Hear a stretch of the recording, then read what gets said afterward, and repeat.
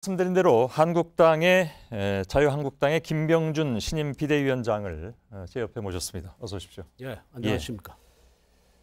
한 2년 만에 뵙습니다. 예, 1년 한 9개월, 10개월 된 것 같습니다. 정확하게 기억하십니다. 그때가 11월 달이었던 것 같습니다. 박근혜 정부 말기에 예, 그렇습니다. 총리로 지명만 되시고 예, 취임은 못하셨습니다. 그렇습니다. 많이 서운하셨습니까? 그렇지 않습니다. 예. 그 당시에 박근혜 대통령께도 말씀드렸지만 어차피 제가 인준받을 가능성은 10% 이하다. 이렇게 이야기를 드렸습니다. 예. 아무튼 그건 옛날 얘기고요. 예. 좀 앞으로가 문제긴 한데 지금 그 보수 야당의 비대위원장이 된 것에 대해서 문 대통령에게 이해를 구하려고 했다라는 말씀을 하셔서 이해를 구하려고 했다기보다 제가 인사를 그렇게 드려야 안 되겠습니까? 제 말하자면 서 있던 위치가 바뀐 것 같으니까 이해해 주십사 그렇게 이야기를 드립니다. 바뀐 것에 대해서 뭐 미안함을 느끼십니까? 전혀 그렇지 않습니다. 그럼 왜 이해를 구한다고 말씀하셨는지? 이해라는 건 그야말로 그 까닭과 배경 그것을 좀 생각해 주십사 이야기를 합니다. 까닭과 배경은 그럼 무엇입니까? 결국 뭐 같은 나라 아니냐. 야당이 잘 서야 여당도 잘 서고 그렇게 해서 결국 우리 뭐 국가도 잘 되고 국민도 좀 나아지지 않겠냐 그런 뜻입니다. 야당을 잘 세우실 자신은 있으십니까? 사실 뭐 성공 확률을 이야기하시는 분들이 있는데 제가 그렇게 이야기를 합니다. 역시 뭐 그렇게 정말 뭐 퍼센티지로 이야기를 할 수는 없지만 그렇게 높은 퍼센티지는 아니다. 그렇게 이야기를 합니다. 그러나 하는 데까지 해야 되지 않겠냐. 높은 퍼센티지가 아니라 하면 대략 이거 뭐 숫자를 물론 말씀하시긴 좀 어렵겠으나 어느 정도로 생각하시기에 그렇게 말씀하십니까? 어렵다는 거죠. 결국 한 뭐 50% 안팎이라 그러니까 결국 반반이다라고 봅니다. 어려운 요인은 뭐라고 생각하십니까? 어려운 요인은 결국 내부에 여러 뭐 최근에 보셨습니다만은 개파 간의 갈등도 심하고 그 다음에 또 다른 한편으로 보면은 그 단순히 개파 간의 갈등뿐만 아니라 그 어떤 정책적인 방향이라든가 이런 부분에서 차이가 나는 부분도 많고 그렇습니다. 개파 간 갈등 말씀하셨습니다만 지난번에 김성태 원내대표가 이 자리에 나와서 어떤 얘기를 했냐면 다음 비대위원장은 인정사정 없는 사람이 와야 된다라고 얘기하는데 자기 자신부터 쳐라 뭐 이런 얘기를 한다. 김성태 원내대표는 안 치십니까? 김성태 원내대표를 이제 왜냐하면 하도 사퇴가 많이 나왔기 때문에 제가 그러니까 그게 이제 말하자면 제가 오기 전에 갈등 아니겠습니까? 그래서 저는 그렇게 이야기를 했습니다. 지금부터 일종의 말하자면 새롭게 당을 만드는데 그 과정에서 나름대로의 그 지표를 만들겠다. 그래서 그 지표에 따라서 제가 행사할 수 있는 권한을 행사하겠다. 그런데 행사할 수 있는 권한이라는 게 무슨 지금 사실은 공천권이 아니지 않습니까? 사실 정치권에서는 공천권이 있느냐 없느냐가 굉장히 핵심적인 문제가 되기 때문에. 그러나 이제 바로 그 점이 이제 제가 얼마나 잘하느냐의 문제인데 여전히 이제 당협위원장을 교체할 수 있는 권한을 가지고 있습니다. 그래서 정말 국민들로부터 좀 잘했다는 소리를 듣는 비대위원장이 되면 그 사람이 이 당협위원장을 박탈한 사람을 공천하는 것은 상당히 힘들게 될 겁니다. 그래서 제가 얼만큼 잘하느냐 이게 제일 관건인 것 같고요. 그 과정에서 뭐 그 표현을 자꾸 빌려 써서 뭐합니다만 인정사정 없이 하겠다 그런 말씀이신가요? 인정사정이 있을 수가 없는 게 오늘도 제가 이야기 드렸습니다만은 시스템에 의해서 하겠다. 김병준이 하는 게 아니라 나름대로의 인덱스 척도를 만들어 놓고 그 척도에 의해서 시스템에 의해서 하겠다. 새로운 기준을 말씀하신 겁니다. 그러니까. 새로운 기준. 그 새로운 기준은 어떤 걸까요? 새로운 기준은 기존의 당협위원장을 얼마 전에 한번 교체를 했습니다. 제가 했는데 그때 보니까 꽤 그 당무감사를 아주 정확하게 해가지고 잘 했더라고요. 거기다가 조금 그 일종의 말하자면 좀 소프트웨어적인 것. 그러니까 새로운 제가 말씀드리는 새로운 가치를 설정하고 또 새로운 기치를 세우고 그렇게 하는 과정에 얼마만큼 동참을 하느냐. 그러니까 제가 드린 질문은 그 새로운 가치나 기치가 무엇이냐 하는 것이었는데요. 그러니까 이제 제가 이제 딱 부러지게 이야기를 못하는 게 결국 예. 의원들하고 합의를 봐야 될 사안 아니겠습니까? 예. 그런데 이제 제가 가진 거는 결국은 우리 사회에 좀 자율의 정신이 좀 넘치는 세상을 만들자. 예. 그래서 오늘 이제 국가주의 논쟁이 뭐 나올 수도 있겠습니다만 예. 국가가 너무 말하자면 시장이나 공동체에 너무 깊이 개입하기보다는 예. 시장과 공동체의 자유를 존중하고. 근데 노무현 정부 때 부동산 정책도 직접 위반하신 분 아니신가요? 예, 그렇습니다. 예. 예. 그때도 야당으로부터는 많은 비판을 받긴 했는데. 예, 그렇습니다. 입장이 그럼 좀 바뀌셨습니까? 아닙니다. 전혀 그렇지 않습니다. 예. 그러니까 이제 이 자유를 존중하되 국가가 이 시장과 공동체가 할 수 없는 일은 예. 국가가 보충적으로 개입을 해야 된다. 예. 그런 생각이고 똑같은 생각입니다. 근데 제가 아직 잘 이해는 안 가는 부분이 새로운 가치, 새로운 예. 빛을 내걸고 거기에 따라서 예를 들면 예. 인적 이게 표현이 어떤지 모르겠으나 인적 청산이라고들 흔히 표현을 하니까 예. 그에 따라서 되는 사람은 살아남고 당협위원장 같은 경우에 아니면 이른바 청산 대상이 되는데 그 가치나 기치가 정확하게 어떤 것인지는 제가 아직까지 예, 그래서 저 방금 말씀드린 것처럼 예. 지금의 이제 민주당이나 진보 진영 같으면은 뭐 민생 참 저 인권이라든가 예, 예. 상생이라든가 뭐 환경이라든가 이런 가치를 점유하고 있죠. 예. 근데 이제 지금 자유한국당 같은 경우나 보수 정치권이 이 부분에 있어서 굉장히 부진했다고 생각을 합니다. 예.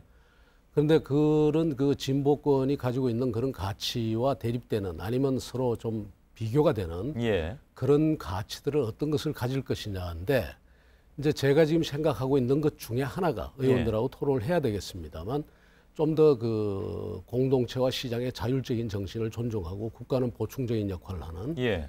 이런 것을 생각하고 있는데 만일 그런 데 대해서 의원들과 합의를 이끌어낼 수가 있다면 예. 그러한 가치를 기준으로 해서 원내 활동도 말하자면 법안을 심의하더라도 그런 부분에 있어서 예를 들어서 규제 완화 정책 같은 것은 적극적으로 협력하고 예. 오히려 더 말하자면 시장을 자유롭게 할 수 있는 그런 법안을 내고 또 그다음에 또 국가의 보충적인 역할로서 복지 부분도 반대할 게 아니라 찬성할 건 찬성해주고 이렇게 하는데 그런 과정에서 말하자면 나는 이런 것을 도저히 받아들일 수가 없다. 여전히 안 받아들이겠다 할 사람이 얼마나 될지 잘 모르겠는데요. 저는요. 이것이 말하자면 이 입법 과정이나 예. 그렇지 않으면 당원들과의 대화 과정이나 또 이런 과정에서 저는 지금도 보면은 신념을 달리하는 사람이 없지 않다고 저는 생각을 합니다. 그분들이 예. 중간에 바꿔주면 모르겠는데. 글쎄요, 근데 그래서 오늘 제가 그 이야기를 드렸습니다. 예, 예. 탈락자가 한 명도 없길 바란다. 예. 그래서 그러면 다 예를 들어서 그 새로운 기치든 가치든 예. 쫓아가겠다라고 하면 예. 이른바 흔히 얘기하는 청산의 대상은 없어지는 상황이고 또한 김병진 위원장이 방금 말씀하신 것처럼 탈락자가 하나도 안 나오는 상황이 되면 그 당은 무엇이 바뀌었다고 해야 될 것이냐? 그냥 가치관이 바뀌었다? 이렇게 표현할까요? 당의 정책적인 노선과 예. 그다음에 그 기치와 깃발이 분명해지고요. 예. 국민이 누가 봐더라도 저 당이 어디로 가는지를 정확하게 알 수가 있고 예. 그것을 통해서 상대 당을 평가할 수도 있고. 알겠습니다. 그렇게 그럼 그냥 바뀌겠죠. 예를 들어서 질문을 예. 드릴 텐데요. 예. 예를 들면 4.27 판문점 선언 같은 경우에 국회 비준을 받는다라는 얘기가 나오는데 거긴 찬성하십니까? 그 부분에 대해서 뭐 제 개인 견해가 예. 지금 이야기하기보다는 그건 의원들하고 이야기를 해봐야 안 되겠습니까? 아직 이야기를 못 해봤습니다. 예. 그러나 그럼 의원들하고 얘기해서 기본적으로 예. 이제 예를 들어서 저 같은 경우에 개인적인 그 의견을 말씀드리면 예. 결국은 우리 사회가 모든 국민이 지금 평화를 원하는데 예. 평화에 도움이 된다면 반드시 그 말하자면 전통적인 안보관이라든가 이거보다는 예. 안보도 결국 평화를 위한 건데 예. 그렇다면 그 평화에 대해서는 평화를 확립하는 데 대해서는 예. 적극적인 협력을 하고 알겠습니다. 오히려 더 그 평화적인 체제가 더 정착할 수 있도록 더 노력해야 되겠죠. 뭐 거기에 대해서는 지난번 전임 대표가 굉장히 반대를 했고 예. 또 거기에 동의하는 의원들도 상당수가 있는 것으로 알고 있기 때문에 예. 그래서 그런 부분에 대해서 예. 정말 이 우리가 그 평화라는 가치를 얼만큼 더 존중할 것이냐 예. 이런 걸 가지고 토론을 해야 되겠죠. 알겠습니다. 결과가 어떻게 나올지 상당히 궁금해집니다. 그래서 왜냐하면 지금 안 그렇게 생각하는 사람들이 워낙 많이 좀 계신 것 같아서 물론 예. 뭐 지금 생각을 바꿨을지 모르겠습니다만은 그래서 이제 그렇게 생각을 바꾸고 예. 또 철학을 바꾸고 예. 기치를 분명히 하고 하는 것 이것이 정말 저는 중요하다고 생각하고요. 이것을 알겠습니다. 통해서 우리 정치권의 문화와 언어를 좀 바꿨으면 합니다. 예. 그럼 한 가지만 더 질문드리죠. 그것과 관련해서. 제가 조금 아까 말씀드릴 때 참여정부하에서 부동산 정책을 주도하셨기 때문에 예를 들면 뭐 보유세라든가 이런 문제에 있어서 지금 자유한국당은 민주당에 비해서 훨씬 더 그 부분에서는 보수적입니다. 그죠? 그럴 수 있습니다. 예. 그건 어떻게 하시겠습니까? 저는 그 보유세 그것도 이제 제가 이제 얼만큼 의원들을 설득하느냐에 달렸겠습니다만 저는 기본적으로 우리 사회의 보유세의 세율이 낮다고 생각합니다. 부동산세 자체는 굉장히 높은데 보유세는 낮고 거래가세가 굉장히 높습니다. 오히려 지금 정부가 보유세에 대해서는 조금 이렇게 누르고 있는 그런 상황으로 그래서 평가들을 보유세는 받죠. 오히려 올리는 게 맞고요. 그 대신에 거래과세는 줄여줘야 된다는 게 좀 맞습니다. 예를 들면 들어서 양도세라든가 취득세 같은 것을 그래서 시장 기능을 살려주고 그다음에 보유에 따른 부담은 지게 하고 이렇게 하는 것이 이 세계의 대부분의 국가들이 그렇게 하고 있는데 그렇게 하고 있는 데는 다 이유가 있다고 생각합니다. 그 부분은 당내에서 많이 부딪힐 것 같은데 그거 뭐 지켜보겠습니다. 이제 우리가 말하자면 이제 그래서 정말 토론이 필요하고 그다음에 새로운 철학이 필요하고 그런 거겠죠. 질문들 게 굉장히 많은데 지금 앞부분에서 약간의 좀 의문점이 많이 생겨서 시간이 좀 늘어졌습니다만 그러나 계속 좀 가보도록 하겠습니다. 한 가지만 더 노무현 정신을 놓고 논란이 좀 있었습니다. 여전히 있습니다. 그에 대한 취지는 들었습니다. 근데 이제 어떤 비판이 나오냐면 노무현 정신은 어떤 정치 철학으로 해석하신 것이 아니라 본인의 어떤 입지를 설명하기 위해서 정치 철학이 아니라 정치 공학적으로 설명한 것 같다. 그렇지 않습니다. 왜냐하면 아시다시피 제가 10년 동안 아무것도 안 하고 있었습니다. 무슨 국회의원 출마를 한 것도 아니고. 아니 강의하셨지 않습니까? 강의를 했죠. 강의를 했는데 정치를 안 했다는 이야기입니다. 그러니까 정치를 입지하고는 저하고는 관계가 없고요. 그러니까 오로지 하나 이제 저 강의를 하고 글을 쓰다 보면은 정말 입지라기보다는 본인의 처신에 대한 합리화 이것 때문에 정치 공학적으로 접근했다라는 그럴 수가 없죠. 그렇다면은 노무현 대통령이 뭐 때문에 저 박근혜 당시 대표에게 연정을 제의하고 그다음에 저 같은 사람에게 지금도 기억이 납니다만 나는 투쟁의 시대를 살았다. 그래서 정치도 투쟁적으로 할 수밖에 없었는데 당신들은 제발 좀 가서 상생의 정치를 해라. 그리고 상호 보완하는 정치를 해라. 이제 그렇게 이야기를 했거든요. 그리고 실제로 소고기 파동이 터지고 했을 때 이명박 대통령 때 노무현 대통령이 너무 답답해가지고 이명박 대통령에게 이렇게 하라 조언도 하고 하지 않습니까? 그게 저는 노무현 정신입니다. 알겠습니다. 그 평가는 뭐 우리 시청자 여러분께 맡겨드리도록 하겠습니다. 한 가지 더 좀 논란이 됐던 것이 있죠. 그러니까 두 전직 대통령의 과오를 그 이제 예를 들면 국민도 찍어준 사람도 책임 있지 않느냐? 모든 게 책임이 있습니다. 왜냐하면 대통령이라는 그 존재가 그러면 대통령의 당선이라는 게 그냥 되겠습니까? 우리 사회에 말하자면 정치 과정만 하더라도 공장이 잘못되고 공정이 잘못되니까 제품이 잘못 나온단 말이죠. 그런 대통령이 당선되는 그 구조가 있는 겁니다. 그러니까 우리 정치 구조가 정치 공장이 잘못됐고 공정이 잘못된 거죠. 혹시 그 민주주의를 우민 정치라고 생각하십니까? 그렇지 않습니다. 그렇지 않다면 이런 말씀을 하시는 것이 조금 좀 이해는 가지 않아서. 국민이 잘못 찍었다라는 말은요. 국민이 잘못 찍은 게 아니라 국민이 잘못 찍을 수밖에 없는 그 구조가 있는 거죠. 후보가 어차피 두 사람 나오는 거 아닙니까? 두 사람 중에 한 사람이요. 잘못 찍을 수밖에 없는 구조라 하면 어떤 걸 말씀하시는 겁니까? 그러니까 후보가 말하자면 우리가 다 원하는 후보가 나오는 게 아니라 결국은 가가지고 양쪽 정당이 내놓는 후보가 나오는데 그 양쪽 정당이 우리가 정말 바람직한 후보를 내놓지 않는 경우가 많거든요. 왜냐하면 정치 공장이 잘못됐고 정치 공정이 잘못됐기 때문에 제품이 잘못 나오는 거죠. 그러면 뭘 고쳐야 되는가 하면 그 이분들만 감옥에 넣어서 해결되는 문제가 아니라 잘못했으면 감옥 가는 건 당연한 건데 그 공장과 공정도 고쳐야 된다는 이야기입니다. 뭐 알겠습니다. 그건 또 뭐 많은 반론을 불러일으킨 말씀이기 때문에 그 반론은 여전히 살아있는 것이고요. 제가 그 문제로 더 좀 말씀드리지는 않겠습니다. 지금도 아마 들으신 분들이 많이 반론을 지금 생각하고 있을 텐데 일단 알겠습니다. 그렇다면 예를 들어서 박근혜 전 대통령의 문제라든가 이명박 전 대통령의 문제, 그 재판 과정이라든가 그 결과에 대해서 아직 인정하지 않고 있는 자유한국당 내 의원들도 있는데 인정해야죠.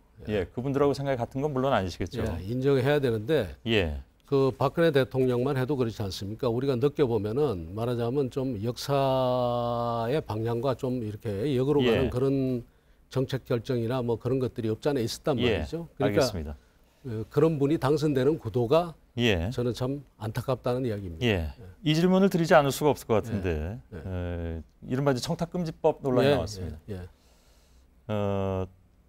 118만 원 상당의 골프 접대를 받았다는 의혹인데 맞다면 뭐 100만 원이 넘기 때문에 이건 뭐 그 당시에 학교 교수셨기 때문에 피해갈 수가 없는 상황이 됐는데 100만 원이 넘지 않는다.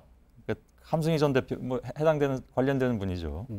60만 원 정도에서 청탁금지법 위반은 아니다라는 해명을 하고 있는데 거기에 일단 동의하시겠네요.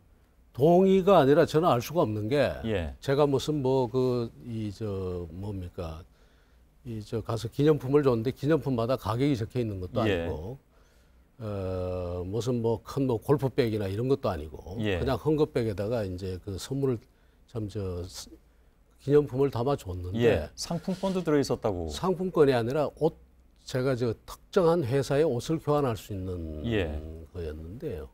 그게 무슨 전부 합쳐서 그게 얼마인지. 그다음에 그것을 뭐 제가 알 수가 없으니까. 그거는 뭐 그런 상황을 이해할 수도 있겠는데요. 다만 저희 같은 경우에도 저희 뭐 언론인에 이제 속하니까 뭘 받게 되면 그 당시에 이제 김영란법이 이제 시작된 지 얼마 안 됐기 때문에 굉장히 좀 지금도 마찬가지지만 신경을 쓸 때 아니겠습니까? 그래서 신경을 써도 아무리 봐도 제가 보기에는 예를 들어서 커피잔 뭐 해가지고 이렇게 주는데 그게 그렇게 많이가 나갈 것 같지 말하자면 함성희 회장 그 준 사람이 지금 60만 원치 줬다고 그러는 건데 그게 저는 그 무슨 뭐 100만 원이 넘어간다는 건 그건 쉽게 상상이 안 되죠. 그 회비를 100만 원씩 내고 골프장을 이렇게 다니신 걸로. 그거는 우리 친구들의 친목 모임입니다. 친구들의 친목 모임인데 골프장을 다니는 게 아니라 여행을 다닙니다. 여행을 다니면서 한 번씩 골프를 하고요. 그다음에 그 모임은 아직도 지속이 됩니까? 지금도 하다가 2년을 하다가 지금은 중단됐습니다. 한 번인가 모이고 그다음부터 안 아닙니다. 모였다고. 저녁 그 식당에서 밥을 먹습니다. 밥값 쉽게 이제 밥 한 달에 한 번씩 모여서 밥을 먹고 그렇게 합니다. 예를 들면 뭐 그 골프장에 제 골프장 이름은 잊어버렸습니다만 그 골프장에 한번 이용하는 것이 다 합치면 뭐 액수가 그렇지 않습니다. 그 골프장은 한 번 이용하는데 그 그린피가 7만 원짜리 골프장입니다. 그런가요? 다른데 그 매립지니까. 다른데 주장으로는 한 번에 한 25만 원 정도는 나온다고. 일반 해서. 골프장은 그런데 그 골프장은 제가 이제 이 해안지를 매립한 골프장에 대해서 6만 5천 원, 7만 원. 이거 제가 뭐 시시콜콜 이렇게 여쭤보고 있는 게 좀 그렇긴 한데 워낙 그쪽 분들 해명이나 이런 것들이 좀 왔다 갔다 하는 측면이 있기 때문에 또 기왕에 이렇게 지금 원하시면은 제가 지금 제 여기 저 카톡온 말하자면 회비 낸 거, 그다음에 그 뭐 회원들 명단까지는 모르지만 회비 낸 기록 같은 것을 아니 그 이제 다 나왔습니다. 그 김진환 변호사인가요? 그 양반이 거기 송금증도 보내고 다 하셨는데 다만 그것이 이제 어떤 그 얘기들이 나오냐면 예를 들어서 그거 이제 한번 그렇게 목돈을 한번 내고 그다음에 거의 무한대로 이렇게 접대를 하는 것이다 아닙니다. 이런 얘기가 나와서 전혀 아니고 골프를 1년 내내 치는 게 아니고요. 골프는 1년에 한 번 정도 하고 그다음에 저녁을 먹는 겁니다. 알겠습니다. 아무튼 그 문제는 소위 말해서 좀 클리어시키고 가야 되는 부분이 좀 있으시기 때문에 제가 회비 낸 게 있으니까요. 그래서 제가 이제 이 관련 질문을 좀 계속 드린 건데 다만 이 부분은 이제 어떤 부분은 경찰이 뭐 조사하고 있다고 하기도 하고 또 어떤 부분은 앞으로 또 할지 안 할지 모르겠으나 뭐 저는 해도 아무런 그게 없다고 생각합니다. 방금 말씀하신 부분은 제가 돈을 친구들끼리 모여서 1년에 100만 원씩 회비를 내서 저녁 먹고 운동 가고 여행 가는데 아무튼 결과는 좀 보도록 하겠습니다. 알겠습니다. 한 가지만 짧게 질문드리겠습니다. 혹시 출마하실 생각도 있습니까? 전혀 없습니다. 알겠습니다. 여기까지만 진행하죠. 고맙습니다. 감사합니다.